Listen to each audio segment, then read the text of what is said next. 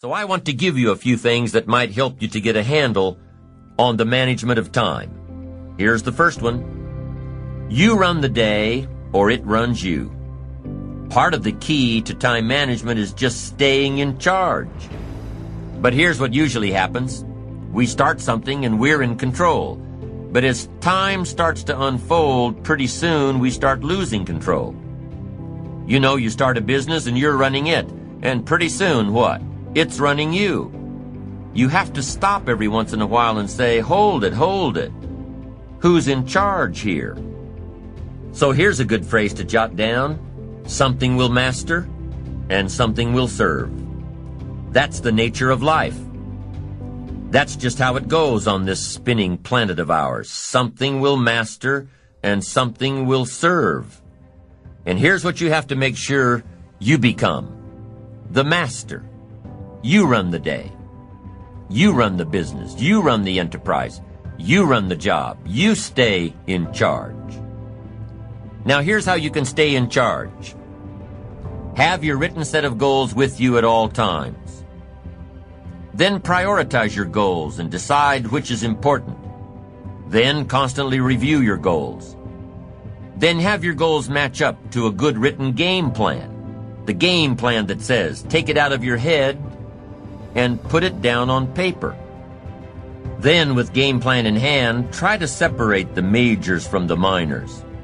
The really important things from the things you just have to do. And prioritize.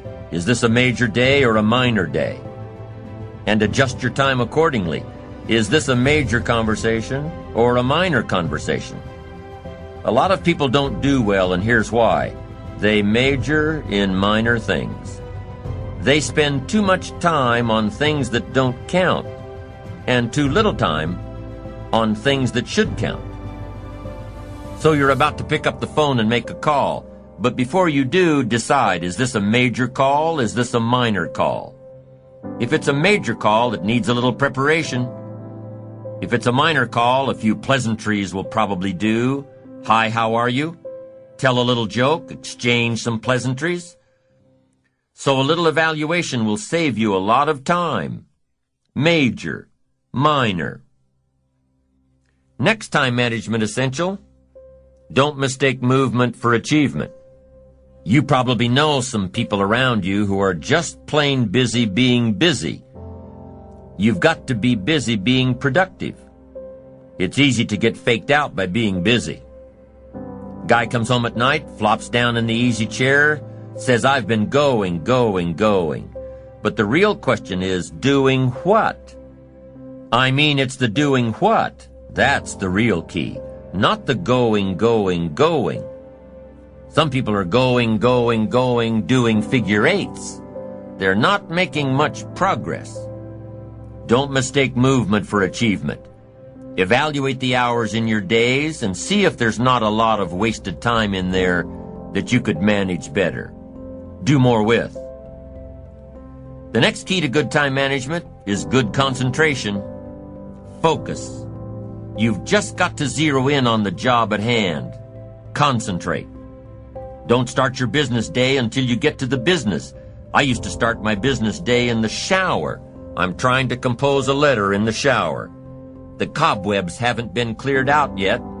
I'm not awake yet, and I'm trying to compose a letter. Found out it doesn't work. Wait till you get to the office to start your work. Wait until you get to work before you get to the work. Don't start your business day at the breakfast table. It's not good for the family. Here's another one. On the way to work, don't think about work. It's dangerous. There's a lot of cars out there on the highway. Can you imagine if everybody was driving to work thinking about work? It'd be a mess. Accidents everywhere. Here's what you've got to do. On the way to work, concentrate on the way. In the shower, concentrate on the shower. At the breakfast table, concentrate on the family. Wherever you are, be there. Don't be somewhere else. Give whatever you're doing the gift of attention. Give people the gift of attention. The gift of attention. Concentration. Next time management essential, Learn to say no. Boy, it's easy in a social society to just say yes, yes, yes too much, over-obligate yourself. Then it takes all those phone calls and all that time to back out of it and redo it. Don't say yes too quickly. Better to say, I don't know if I can make it, but I'll give you a call. Better to say you don't know than to say yes, yes, yes too quickly, trying to be nice and then having to back out. One of my colleagues has a good saying, don't let your mouth overload your back. Committing too soon, too quick. Being too eager to please. Appreciate yourself, your time, appreciate your own limits. Know when your commitment to someone else will end up taking time away from yourself and from your family. Have self-appreciation for your special time alone and with those you love and those who love you. This is especially important for charity work, volunteer work as well. You can't immediately say yes to offers that sound prestigious. You can't immediately say yes to social functions, things that sound like a lot of fun. You've got to say maybe and take time to evaluate what's an important contribution to society and what'll just take time away from your ambitions and your family. Be eager to please yourself and your family. Don't be so eager to please everybody else. Appreciate your own limits. You don't have to fill up every second of the day. Take time to appreciate what you've accomplished. Take time to enjoy the fruits of your labor. Your success should be a pleasure. Appreciating what you've got and what you've done and who you've become is important. It's an important component in fueling your future achievements. Just knowing that you've accomplished in one day what you laid out in your game plan. Just knowing that you finished all you started out to do that day. That's encouraging. And it's these little daily advantages that you're gaining that continue to fuel your achievement. Let's say you're figuring out tomorrow's game plan tonight, and tomorrow looks pretty light. So all you write down for tomorrow is cleanup day. You know, clean up all the little notes on your desk. Write all the thank you notes you haven't gotten around to writing all week. Take care of a few phone calls that keep getting shuffled from one day to the next. Nothing major, just minor stuff. But nonetheless, little stuff that keeps nagging on you until you get it done. So you spend your day in a cleanup mode. You file the notes, write the thank you cards, make the phone calls. Not a major day, but at the end of the day, you feel you've accomplished so much. Why? Because you've taken care of so many little details. The little details that can make a major difference. You feel like you've really achieved something during this day that started out to be so minor. Little achievements are just as important as big achievements. Why? Because you can't appreciate the big achievements without first appreciating the little ones.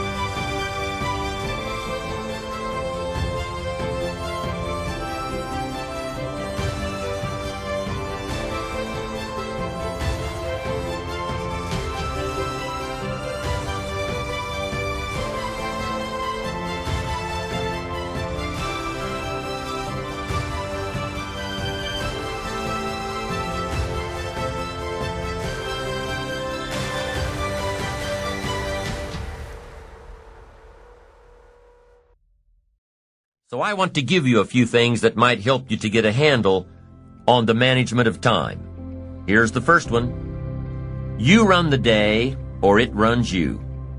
Part of the key to time management is just staying in charge. But here's what usually happens. We start something and we're in control. But as time starts to unfold, pretty soon we start losing control. You know, you start a business and you're running it. And pretty soon, what? It's running you. You have to stop every once in a while and say, hold it, hold it. Who's in charge here? So here's a good phrase to jot down. Something will master and something will serve. That's the nature of life. That's just how it goes on this spinning planet of ours. Something will master and something will serve. And here's what you have to make sure you become. The master. You run the day. You run the business. You run the enterprise.